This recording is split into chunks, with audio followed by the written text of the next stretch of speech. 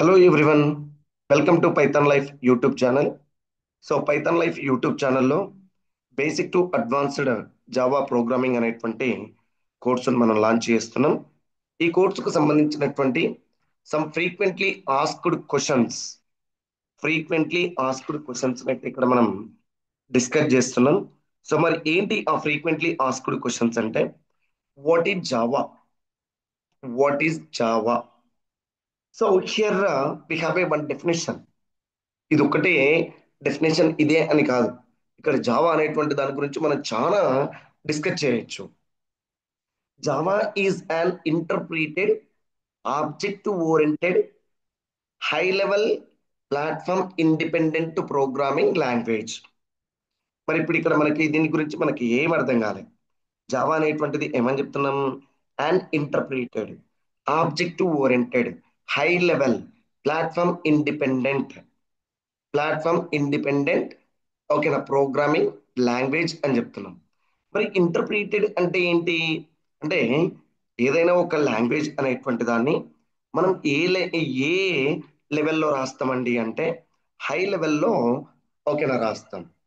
అంటే మరి ఇక్కడ ప్రోగ్రామింగ్ లాంగ్వేజెస్ ను హై లెవెల్ ఏంటి అంటే మరి హై లెవెల్ ఉంది అంటే ఇంకో లెవెల్ ఏమన్నా ఉందా అంటే లో లెవెల్ అనేటువంటిది ఉంది. మరి ఈ హై లెవెల్ లో లెవెల్ అనేటువంటివి ఏంటి? లో లెవెల్ మీన్స్ ఓకేనా సిస్టమ్ అండర్స్టాండబుల్ లాంగ్వేజ్ అని చెప్తున్నాం. లో లెవెల్ ఓకేనా ఈ low level system understandable language means binary language. That means here everything in the form of zeros and ones format లో ఉంటుంది. మరి ఇప్పుడు ఇక్కడ నీవేం చేస్తున్నావు?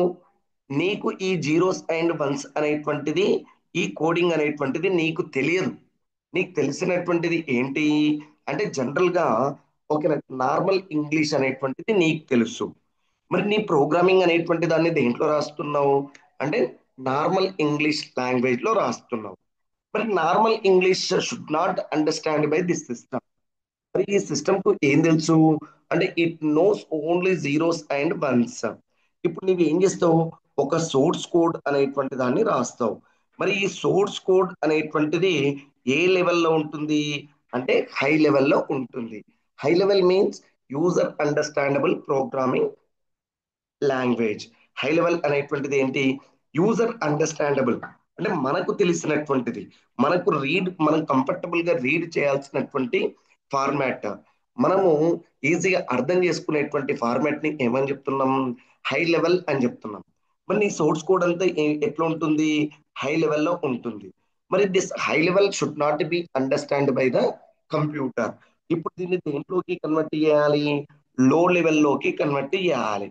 ఈ లో లెవెల్లోకి కన్వర్ట్ చేయడం కోసం ఇక నీకు ఏమేమి ఉంటాయి? కంపైలర్స్ అనేటువంటి ఉంటాయి. కంపైలర్స్ అని చెప్తున్నాం. మరి ఈ కంపైలర్ ఏం చేస్తుంది? కంపైలర్ అనేటువంటిది ఈ సోర్స్ కోడ్ మొత్తాన్ని ఒకేసారి ఓకేనా లో లెవెల్లోకి కన్వర్ట్ చేస్తుంది. సో ఈ ఇట్లా కాకుండా లైన్ బై లైన్ అనేటువంటిది కన్వర్ట్ అయ్యేటువంటి మెకానిజం ను ఇక్కడ ఏమని చెప్తున్నాం? ఇంటర్ప్రిటేషన్ అని చెప్తున్నాం. కంపైలర్ ఏమో ఏం చేస్తుంది? ఇక్కడ ఉండేటువంటి సోర్స్ కోడ్ లో ఉండేటువంటి number of lines of code ను ఎట్ ఏ టైమ్ ఓకేనా బైట్ కోడ్ లోకి కానీ అండ్ బైనరీ ఫార్మాట్ లోకి కానీ కన్వర్ట్ చేస్తుంది. కానీ సోర్స్ కోడ్ అట్లా కాదు. ఏదైతే బైట్ కోడ్ అనేటువంటిది ఉందో ఆ బైట్ కోడ్ ను లైన్ బై లైన్ ఓకేనా ఆబ్జెక్ట్ కోడ్ లోకి కన్వర్ట్ చేసేటువంటి మెకానిజం ను ఇంటర్ప్రిటేషన్ అని చెప్తున్నాం. ఇంటర్ప్రిటెడ్. జావా అనేటువంటిది ఏం చేస్తుందండి అంటే ఇక్కడ ఉన్నటువంటి బైట్ కోడ్ ను లైన్ బై లైన్ ఎగ్జిక్యూట్ చేస్తుంది, లైన్ బై లైన్ రన్ చేస్తుంది. ఇది ఇంటర్ప్రిటేషన్. బట్ దీని నుంచి నీకు అడ్వాంటేజ్ ఏంటి? ఒకేసారి జరుగుతూనే బాగుంటది కదా అంటే ప్రాబ్లం. ఎందుకంటే ఇప్పుడు ఇక్కడ నా దగ్గర ఒక 10 లైన్స్ ఆఫ్ కోడ్ అనేటువంటిది ఉంది. ఈ 10 లైన్స్ లో 9 లైన్స్ వితౌట్ ఎర్రర్స్ అనేటువంటివి ఉన్నాయి. 10th లైన్ లో ఏమైతుంది? ఎర్రర్ అనేటువంటిది ఉంది. మరి 10th లైన్ లో ఎర్రర్ ఉన్నప్పుడు కంపైలేషన్ జరిగితే మొత్తం టోటల్ కోడ్ అనేటువంటిది పర్ఫెక్ట్ గా ఉంటేనే ప్రోగ్రామ్ ఎగ్జిక్యూట్ అవుతుంది. మరి దాని నుంచి 10th లైన్ కోసం మిగతా 9 లైన్స్ ఎగ్జిక్యూషన్ అనేటువంటిది స్టాప్ అవుతుంది. ఈ 9 లైన్స్ ను మనం ఎగ్జిక్యూషన్ కంప్లీట్ చేయాలి అంటే ఇక్కడ లైన్ బై లైన్, ఓకేనా, ఎగ్జిక్యూషన్ అనేటువంటిది జరగాలి కాబట్టి ఇంటర్ప్రిటేషన్ అనేటువంటి దాన్ని తీసుకుంటున్నాం, ఇంటర్ప్రిటేడ్. సో ఇది ఇంటర్ప్రిటేషన్. ఇంటర్ప్రిటేషన్ మీన్స్, ఓకేనా, line by line execution of the byte code or లేదంటే సోర్స్ కోడ్. తర్వాత నెక్స్ట్ ఆబ్జెక్టివ్ ఓరియంటెడ్ ప్రోగ్రామింగ్ అని చెప్తున్నాం. Objective oriented. ఆబ్జెక్టివ్ ఓరియంటెడ్ అని ఎప్పుడు చెప్తాం? Any programming language can support, any programming language can support, ఓకేనా, class, object, data abstraction, inheritance, polymorphism, ఓకేనా, polymorphism, message passing, dynamic binding అనేటువంటి features ను సపోర్ట్ చేస్తే, సపోర్ట్ చేస్తే దాన్ని మనం ఏం చెప్పాలి? ఆబ్జెక్టివ్ ఓరియంటెడ్ అని చెప్పాలి. అంటే మరి ఏవైనా ప్రోగ్రామింగ్ లాంగ్వేజెస్ అనేటువంటివి ఈ ఫీచర్స్ ను సపోర్ట్ చేయవా అంటే, some of the programming languages like C, ఓకేనా, లైక్ సి అనేటువంటిది does not support the objective oriented features. అందుకే సి అనేటువంటి దాన్ని మనం ఏం చెప్తాం?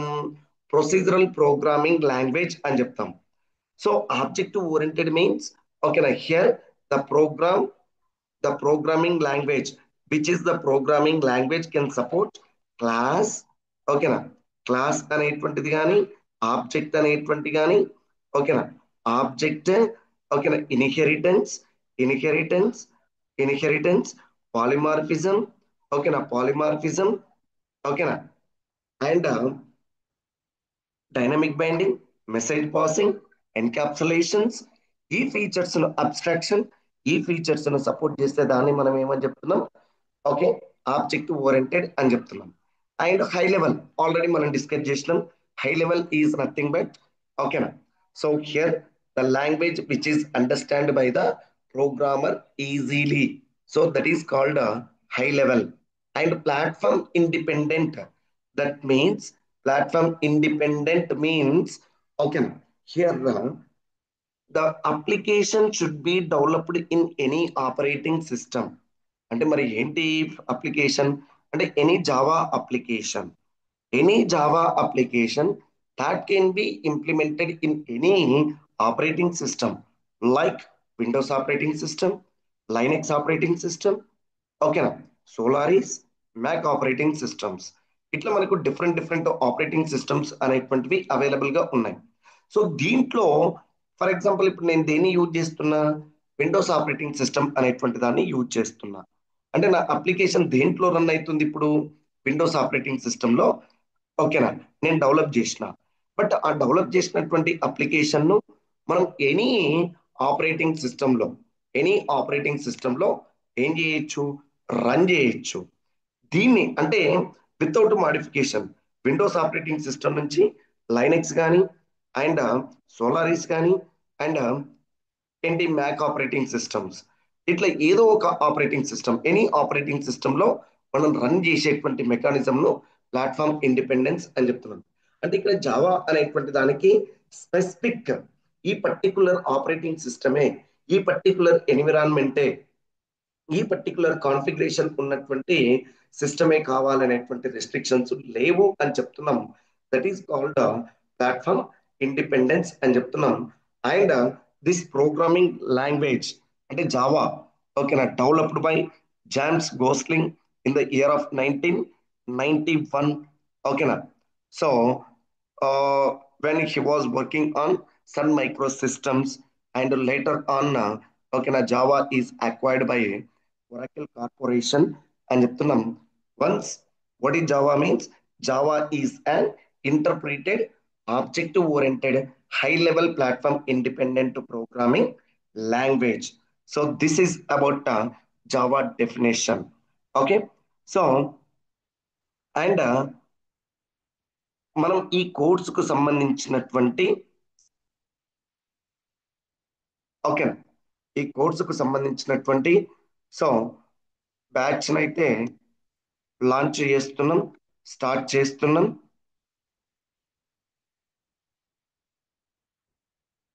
And here this is the website for ఓకేనా?